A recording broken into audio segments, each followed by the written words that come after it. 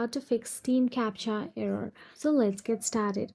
So in order to fix them, first thing first you'll have to do is use a different browser. If you're using Chrome, keep in mind that the CAPTCHA verification inside Steam is done through a Chrome fork that has a tendency to bug out with Chrome and other Chromium based browser. So in case you're using Chrome or another browser based on Chrome and you have already tried to clear your browser cache, you'll likely be able to complete the verification by creating the Steam account from a different browser. After that, all you have to do is check your internet connection.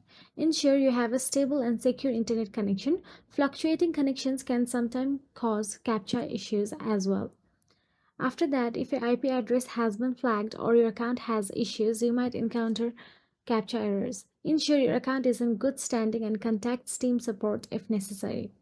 So that is it. If you found this video helpful, please like, share and subscribe, and thank you so much for watching.